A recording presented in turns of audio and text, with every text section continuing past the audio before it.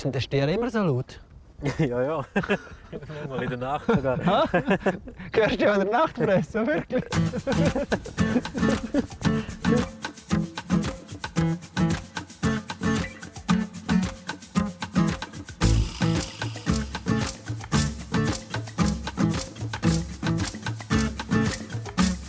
Also die Selbstvermarktung, die hast jetzt du eigentlich erst angefangen, seit ihr den Hof übernommen habt? Meine Eltern auch schon. Schon lange, ja. Und dann habt ihr eine gute Stammkundschaft? Oder kommen da laufend neu dazu? Oder geht ihr auf den Markt? Geht ihr auf den Markt? Wir haben eine sehr gute Stammkundschaft. Ja. Also im Moment fast zu viel. Wir können fast nicht noch mit liefern. Cool. Und jetzt sind wir ein Hofläden am Aufbauen hier. Ja, schön. Und dann können wir vielleicht so ein bisschen Produkte verkaufen. Wo habt ihr denn das aufgebaut? Wo habt ihr denn die Kunden? Viele haben wir von meinen Eltern übernommen. Und viele jetzt sind uns angesprochen hier vom Betrieb oder über meine Frau, Kolleginnen, Verwandte.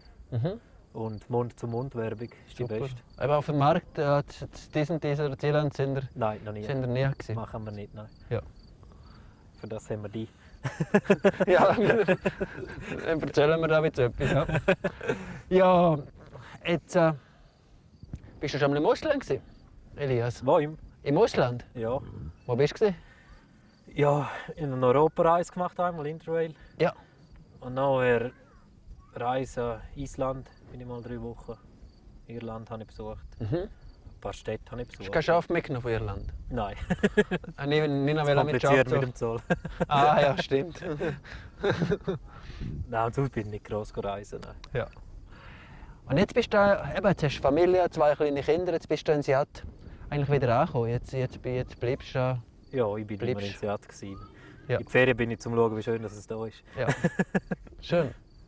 Hast du mir vorhin gesagt am Tisch, eben, dass bei Mutterkuh Schweiz ist dann Soja verboten. Ja, weil du Soja angesprochen hast. Wenn ich Soja angesprochen habe, genau. Das, gell, ich sage einmal, die Tiere, die wir verarbeiten, haben weder Mais noch Soja. Weil der Normalkonsument weiss das nicht.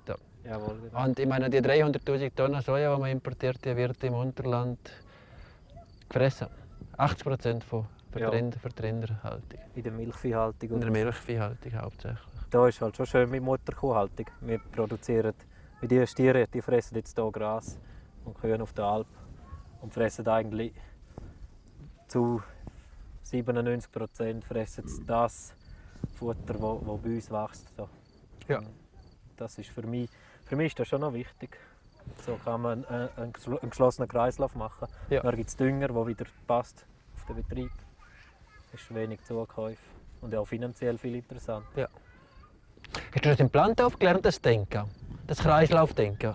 Nein, im Plantauf geht das Denken so auseinander. Ja. Der eine ist so, der andere ist so. Das ist ein bisschen lernt man, ein bisschen von den Medien, ein bisschen selber. So macht man sich eine Meinung. Hast du auch andere Bauern, andere Jungbauern, die austauschen, was das Kreislaufsystem, was grasbasierte Futterung anbelangt? Ja. Andauernd immer wieder gibt es Diskussionen. Ja. Wie alt bist du? Ich werde jetzt 29 im Oktober. Und du? Seit 26. Seit 26. An den Betrieb. Hast du den Betrieb? Ja. Ja, schön. Ich werde, was werde ich, 84er, ich muss immer rechnen. 35. 35 im August. Ja. Genau. Du bist schon alt. Ich bin schon alt, ja. Patrick ist noch älter.